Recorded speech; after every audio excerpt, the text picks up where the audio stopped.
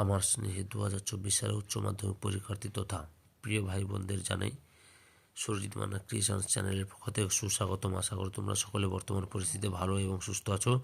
আমি তোমাদের জন্য এই ভিডিওতে এইচএসএবিটি টেস্ট পেপার 2024-এর পেজ নাম্বার 162-তে বাংলার যে প্রশ্নপত্রের সেটটি রয়েছে সেই সেটের এসিকিউ প্রশ্নের উত্তরগুলো নিয়ে আলোচনা করছি। এর আগে আমি বাংলার এবিটি টেস্ট পেপারের সমস্ত সেটের এমসিকিউ প্রশ্নের উত্তরগুলো আপলোড করেছি। সেই ভিডিওগুলো দেখতে এই ভিডিওর ডেসক্রিপশানে প্লেলিস্টের লিঙ্ক থাকবে, ওখানে ক্লিক করে দেখে নাও। তার আগে তোমাদের কাছে অনুরোধ, তোমরা ভিডিওটি না টেনে পুরোটা দেখো। আর যারা আমার চ্যানেলে নতুন তারা তাড়াতাড়ি আমার চ্যানেলটিকে সাবস্ক্রাইব করে আমার চ্যানেলের পাশে থাকো। আলোচনা শুরু করছি। প্রথম প্রশ্ন, উৎসবের মাথায় এখন বুদ্ধি স্থির, উৎসব কি বুদ্ধি করে? উত্তর, বড় বাড়ির ফেলে দেওয়া ভাত উৎসব খাবে। উৎসবের এই বুদ্ধি স্থির হওয়ার কথা এখানে বলা হয়েছে। 2 নম্বরে, রাঢ় বাংলার শীত এমনিতে খুব জাঁকালো। রাঢ় বাংলা বলতে কোন অঞ্চলকে বোঝায়? উত্তর, রাঢ় বাংলা বলতে এক কথায় গঙ্গার পশ্চিম তীরবর্তী অঞ্চলকে বোঝায়। 3 নম্বর প্রশ্ন, সে কখনো করে না বঞ্চনা, কে বঞ্চনা করে না? উত্তর, রবীন্দ্রনাথ ঠাকুরের লেখা রূপনারায়ণের কোলে কবিতায় কবি বলেছেন যে সত্য কখনো বঞ্চনা করে না। 4 নম্বর প্রশ্ন, আমি তা পারি না, কি না পারার কথা বলা হয়েছে? উত্তর, বক্তা অর্থাৎ কবি নিখোঁজ মেয়েটির ছিন্ন ভিন্ন মৃতদেহ জঙ্গলে পেয়ে আকাশের দিকে তাকিয়ে বিধির বিচার চাইতে পারেন না। 5 নম্বর প্রশ্ন, দেহ চাই সবুজ বাগান, তার জন্য কি করতে হবে? উত্তর, তার জন্য কবি শক্তি চট্টোপাধ্যায় গাছ তুলে এনে বাগানে বসাতে বলেছেন। 6 নম্বর প্রশ্ন, রোগা শালিকের হৃদয়ের বিবর্ণ ইচ্ছা, এটা কিসের উপমা? উত্তর, জীবনানন্দ দাশের শিকার কবিতায় সারা রাত জ্বলতে থাকা আগুনের রং সূর্যের আলোয় ম্লান হয়ে যে বিবর্ণ রূপ ধারণ করেছে তার কথা এখানে বলা হয়েছে। 7 নম্বর প্রশ্ন, বক্স অফিস বলেও তো একটা কথা আছে, কে কখনো কেন কখনো বলেছেন? উত্তর, মালতী লতা দোলে মালতী লতা দোলে গানটি যখন ফিল্মি কায়দায় গাওয়া হচ্ছিল তখন সৌম্যমিত্র আপত্তি তোলেন। সেই সময় নেপথ্যে যিনি হারমোনিয়াম বাজাচ্ছিলেন তিনি উক্তিটি করেন। অথবা মাতালের এই হচ্ছে বিপদ, মাতালের বিপদ থেকে? উত্তর, মাতালের বিপদ হলো মাতাল মদ ছাড়তে চাইলেও মদের কাছ থেকে ছাড়া পায় না সে। তারপরে 8 নম্বর প্রশ্ন, তাই অনেক ভেবেচিন্তে আমরা একটা প্যাঁচ বের করেছি, এখানে কোন প্যাঁচের কথা বলা হয়েছে?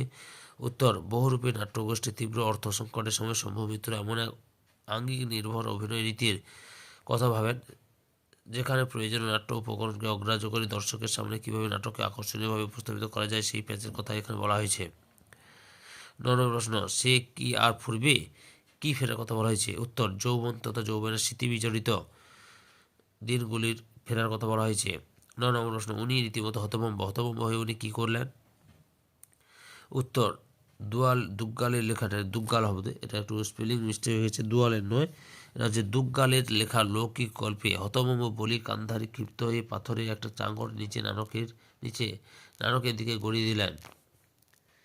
অথবা তারা থাকতো কোন ভাষায়, এখানে কাদের কথা বলা হয়েছে? উত্তর, যেসব শ্রমজীবী মানুষেরা নিজেদের শ্রম দিয়ে লিমা নগরীকে সোনা ঝকঝকে করে তুলেছিল, এখানে সেই সব মজুরদের কথা এখানে বলা হয়েছে। 10 নম্বরে, দ্বি-স্বর কীভাবে তৈরি হয়? উত্তর, পাশাপাশি দুটি স্বরধ্বনি থাকলে দ্রুত উচ্চারণের সময় তা একটি সংযুক্ত স্বরধ্বনি রূপে উচ্চারিত হয়, দ্বি-স্বর তৈরি হয়। তো 11 নম্বর প্রশ্ন, বাংলা ভাষার পদক্রম উল্লেখ করো। উত্তর, বাংলা বাক্যের স্বাভাবিক পদক্রম বা পদবিন্যাস হলো কর্তা কর্ম প্লাস ক্রিয়া। তারপরে হচ্ছে 12 নম্বর প্রশ্ন, সহধ্বনি কাকে বলে? উদাহরণ দাও। উত্তর, কোনো নির্দিষ্ট ধ্বনির উচ্চারণ স্থান তার অবস্থান অনুযায়ী বদলে যায়। প্রতিবেশ অনুযায়ী ধ্বনির উচ্চারণ ভেদকে সহধ্বনি বলে। যেমন ধরা যাক, প একটি ধ্বনিমূল, এই প ধ্বনিকে দুটি আলাদা শব্দ ব্যবহার করা হয়, যেমন পাগল আর আলাপ। লক্ষ্য করলে দেখা যায় পাগল এর প উচ্চারণের সময় মুখ বিবর এবং ওষ্ঠ যতটা ফাঁকা হচ্ছে, আলাপ উচ্চারণের সময় প ধ্বনি উচ্চারণ করতে গিয়ে তা হচ্ছে না, বরং মুখবিবর সম্পূর্ণ বন্ধ হয়ে যাচ্ছে। জিহার প্রসারিত অবস্থান সংকুচিত হয়ে যাচ্ছে, অর্থাৎ প্রতিবেশ অনুসারে একটি মূল ধ্বনি এই যে আলাদা আলাদাভাবে উচ্চারিত হলো, এরা প্রত্যেকে একটি সহধ্বনি। 2024 সালে উচ্চ মাধ্যমিক পরীক্ষার্থী তোমরা এবিটি টেস্ট পেপারের 162 নম্বর পেজের বাংলা যে প্রশ্নপত্র সেটি রয়েছে সেই সেটির এসিকিউ প্রশ্নের উত্তরগুলো জানতে পারলে। তোমাদের কাছে এই ভিডিওটি ভালো লাগলে বা এই ভিডিওতে তোমরা উপকৃত হলে আমার চ্যানেলটিকে সাবস্ক্রাইব করে আমার চ্যানেলের পাশে থাকো। সঙ্গে ডান দিকের বেল আইকন অল অপশনে গিয়ে প্রেস করে যেতে পরবর্তী ভিডিও নোটিফিকেশন পাও। একটা লাইক দাও, কমেন্ট করো, এই ভিডিওটি তোমাদের এক ক্লাসে বন্ধু বান্ধবীদের মধ্যে শেয়ার করে প্রশ্নের উত্তরটি জানতে সাহায্য করো। যারা অলরেডি আমার চ্যানেলটিকে সাবস্ক্রাইব করছো এবং এই ভিডিওটি দেখলে তাদের সবাইকে অসংখ্য ধন্যবাদ।